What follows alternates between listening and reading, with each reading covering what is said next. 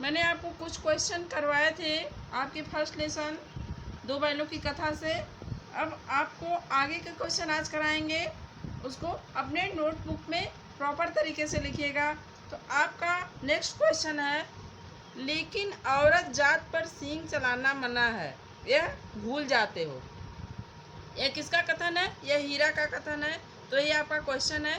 हीरा के इस कथन के माध्यम से स्त्री के प्रति प्रेमचंद्र के दृष्टिकोण को स्पष्ट कीजिए। अब यहाँ आपको स्त्री के बारे में प्रेमचंद का क्या दृष्टिकोण है ये बताना है। तो यहाँ आप यही बताएंगे, यहाँ आप साफ साफ देख रहे हैं कि प्रेमचंद का क्या कहना चाह रहे हैं।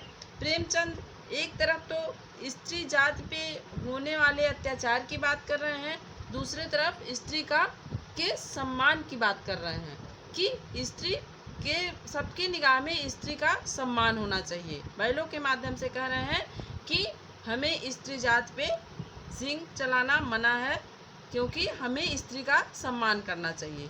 दूसरी तरफ ये बताते भी हैं, इसके कहने के पीछे यह तात्पर्य भी छुपा है कि इस समाज में, इस पुरुष प्रधान समाज में स्त्रियों पे उस समय अत्याचार भी होते थे, स्त्रियों की बड़ी दुर्दशा थी। तो इसीलिए कुछ सभ्य और शिक्षित लोगों द्वारा, कुछ भले लोगों द्वारा यह नियम बनाए गए कि स्त्री पे हाथ उठाना, स्त्री की दुर्गति करना, स्त्री पे अत्याचार करना, ये नियम बनाए गए कि ये सब भले समाज में, सभ्य समाज में वर्जित माना जाएगा। तो ये नियम इसलिए बनाए गए कि जो असभ्य लोग हैं, जो कुछ बर्बर टाइप के लोग हैं, जाहिल टाइप के लोग हैं, जो स्त्रियों पे अत्याचार करते हैं, वो इसको पालन करें, इस नियम का पालन करें और स्त्रियों पर अत्याचार कम हो। तो एक तरह से तो प्रेमचंद ने उस समय के सामाजिक अवस्था का वर्णन किया है, इसमें सामाजिक व्यवस्था दिखाई है कि उस समय स्त्रियों पे अत्याचार होते थे। दूसरी तरफ ये भी दिखाया है कि सभ्य और भले लोग स्त्रियों का कितना सम्मान करते हैं। यहाँ हीरा और मोती को भले लोगों का रूपक बताया गया है, जो कि ये कहते हैं कि नहीं, स्त्री पे सींग चलाना वर्जित है। तो आपको प्रेमचंद का दृष्टिकोण समझ में आ गया। इस क्वेश्चन का यही आंसर है कि प्रेमचंद के दृष्टि में स्त्री एक सम्मान की पात्र थी और सामाजिक अवस्था उस समय क्या थी, स्त्रियां बहुत ही सुरक्षित नहीं थी। तो दोनों का ये यहाँ पे वर्णन मिलता है। नेक्स्ट क्वेश्चन है आपका, किसान जीवन वाले समाज में पशु और मनुष्य के आपसी संबंधों की कहानी किस तरह व्यक्त किया गया है। तो आपने पूरी बुक में, पूरे मतलब इस लेसन में आपने देखा कि कृषक जो है, कृषक इसमें कौन था, झूरी था, उसका पशुओं से, अपने बैलों से, हीरा और मोती से कैसा संबंध था, वो उन्हें कितना प्रेम करता था, अपने भाई के समान। कई जगह पे आपने देखा होगा उनका माथा चूमना, उन्हें सहलाना। एक जगह ये भी वर्णन आया है कि उनकी पत्नी कहती है कि आपकी तरह हमारे घर पशुओं को सहलाया नहीं जाता है। तो झूरी एक कृषक था और वो अपने पशुओं को भाई की तरह रखता था, उनसे काम भले ही लेता था, लेकिन उसके मन में, उसके निगाह में उनका स्थान क्या था, अपने परिवार के सदस्य की तरह। तो यही है इस कहानी का मतलब, या प्रेमचंद के कहने का तात्पर्य कि कृषक समाज में जो है, उनके पशु उनके लिए परिवार के सदस्य के समान होते हैं। उनको उतना ही प्यार और सम्मान मिलता है जो एक परिवार के सदस्य को मिलता है।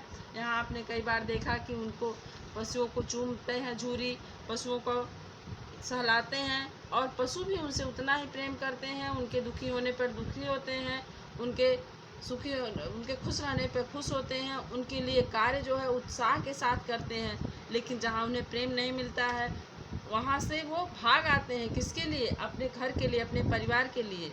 यहाँ बार बार बैलों के द्वारा बताया गया हमें अपने घर चलना चाहिए। अपना घर उनका कौन सा था, जबकि वो झूरी का घर था, लेकिन वो अपना घर उसे कहते हैं। तो कृषक समाज में पशु और मनुष्य क्या क्या संबंध होता है, पारिवारिक संबंध होता है। यही प्रेमचंद ने इस कहानी में व्यक्त किया है कि कृषक समाज में पशु उनके परिवार के समान होता है। उनका संबंध आपस में ऐसे ही होता है जैसे भाई और दोस्तों का होता है। नेक्स्ट क्वेश्चन है आपका, इतना तो हो ही गया, 9-10 प्राणियों की जान बच गई, ये सब तो आशीर्वाद देंगे। मोती के इस कथन के आलोक में उसकी विशेषताएं स्पष्ट बताइए। अब यहाँ मोती की विशेषता पूछी जा रही है, तो मोती की विशेषताएं क्या क्या हैं, इस इस कथन के आलोक में आपको बताना है। तो पहले तो दया की भावना उसकी विशेषता उभर कर आती है कि उसके अंदर दया की भावना थी, तभी तो वो अन्य पशुओं को वहाँ से कैद से छुड़ाकर उसको इतनी संतुष्टि मिली थी कि ये जो पशु बेचारे बंधक थे, जिन्हें खाना पानी नहीं मिल रहा था, जो मरणासन अवस्था में आ गए थे, उनको छुड़ाकर वो प्रसन्न होता है। तो ये उसकी दया भावना को दिखाता है।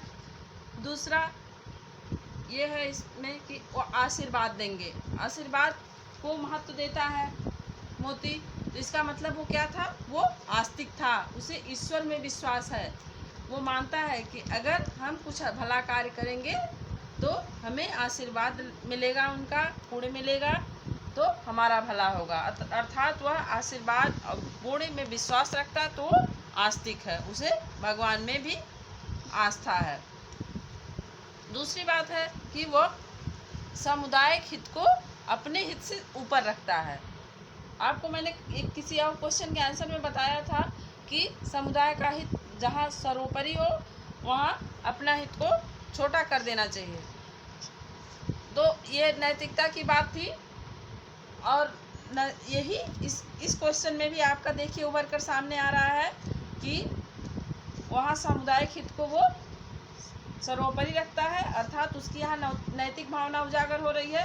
तो यही सब विशेषताएं उसकी समझ में आ रही है। किसकी? मोती की विशेषताएं हैं। इस कथन के आलोक में पूछा गया, जो ये छोटा सा कथन है, इतना तो हो ही गया, 9-10 प्राणियों की जान बच गई।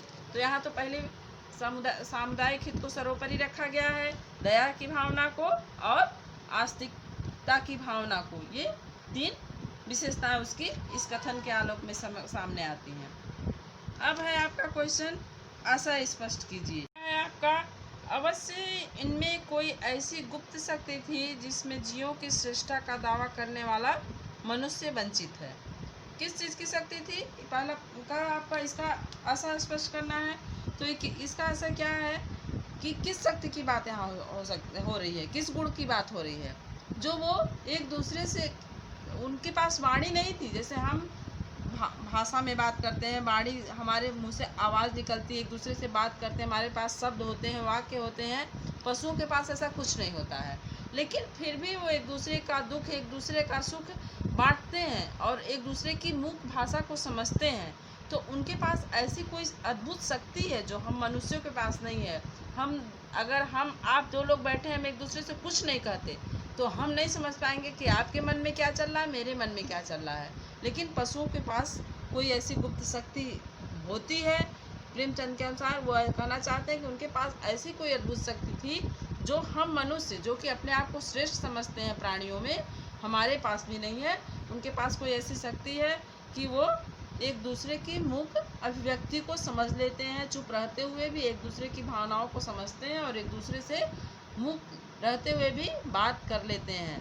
अपनी भाषा में वो संकेतों से बात कर लेते हैं। दूसरा है आपका, उस एक रोटी में उनकी भूख तो क्या शांत होती, पर दोनों के हृदय को मानो भोजन मिल गया। इसका क्या आशय हुआ? इसका अर्थ ये है कि बैल जो होते हैं, आपने भी बैलों को खाते देखा होगा या जानवरों को, उनका भोजन हम लोगों से कहीं ज़्यादा, कई गुना ज़्यादा होता है। तो उसको एक रोटी से उस बैल की क्या भूख शांत होगी, उसको इतने ज़्यादा भोजन की आवश्यकता होती है। लेकिन वह रोटी कैसी थी? उसमें बहुत ही उस बच्ची का, छोटी सी बच्ची का प्रेम भरा हुआ था। वो अपने हाथों से ले जाके जो रोटियां उन्हें देती है, तो उन्हें लगता है कि हाँ, हमारा भी कोई अपना यहाँ है, या कोई यहाँ भी ऐसा प्राणी है जो हमसे प्रेम करता है। इसके पहले तो उन्हें क्या महसूस हुआ था कि यहाँ हमारा बहुत ज़्यादा तिरस्कार हो रहा है, अपमान हो रहा है। लेकिन उस एक रोटी से उनके हृदय को, उनके मन को ये संतुष्टि मिली कि हमें भी कोई प्रेम करने वाला है, यहाँ भी हमारा कोई अपना है। तो ये होती है मन की तृप्ति, कोई चीज़ जो हमको संतुष्ट करे, जिससे हम संतुष्ट हो जाएं। कोई जरूरी नहीं हो बहुत ज़्यादा मात्रा में हो, लेकिन हमें इतने प्रेम से दिया गया, इतनी श्रद्धा से दिया गया कि हमें संतुष्टि मिली। तो वही संतुष्टि उन बैलों को उस समय प्राप्त होती है जब वो बच्ची एक एक रोटी अपने हाथों से उन बैलों को खिलाती है। तो उन्हें मन की शांति और तृप्ति मिलती है। तो ये आपके दोनों लाइन का ऐसा स्पष्ट हो गया। अब आपका नेक्स्ट क्वेश्चन है, गया ने हीरा मोती को दोनों बार सूखा भूसा खाने के लिए दिया क्योंकि। अब यहाँ आपके पास 4 ऑप्शन है। पहला है, गया पराये बैलों पर अधिक खर्च नहीं करना चाहता था। दूसरा, गरीबी के कारण खली आदि खरीदना उसके बस की बात न थी। ग है, वह हीरा मोती के व्यवहार से बहुत दुखी था। घ है, उसे खली आदि सामग्री की जानकारी न थी। तो ये 4 ऑप्शन आपके सामने हैं, इसमें से एक ही सही होगा। तो आपको पता ही है, जब हीरा मोती को वो लेके आता है, पहली बार लेके आता है, तब भी वो उसे बहुत तंग करते हुए आते हैं, जिससे वो उनसे रुष्ट हो जाता है। तो पहली बार भी उन्हें अच्छा खाना नहीं देता है, दूसरी बार तो और भी ज़्यादा परेशान करते हैं, मारते पीटते किसी तरह से ले आता है उन्हें। दोनों बार उन्होंने उसे बहुत तंग किया था, इसलिए उनके व्यवहार से वो बहुत ज़्यादा दुखी था। वहीं अपने बैलों को वो खली और चारे देता है खाने के लिए, उन्हें क्या देता है, सूखा भूसा। तो इसका क्या ऐसा स्पष्ट हुआ है कि सीधा सीधा अर्थ निकलता है कि वो उनके व्यवहार से दुखी था, इसीलिए उन्हें सूखा भूसा दोनों बार ही खाने को दिया था। तो ये आपके क्वेश्चन आंसर कंप्लीट हो गए। अब नेक्स्ट क्वेश्चन है रचना और अभिव्यक्ति। इसको आप बाद में देख लेंगे। ये आपके जितने अभ्यास से क्वेश्चन थे ये आपके कंप्लीट हो गए। आज के लिए बस इतना ही। नेक्स्ट डे नए अध्याय के साथ मिलेंगे। Thank you, have a great day.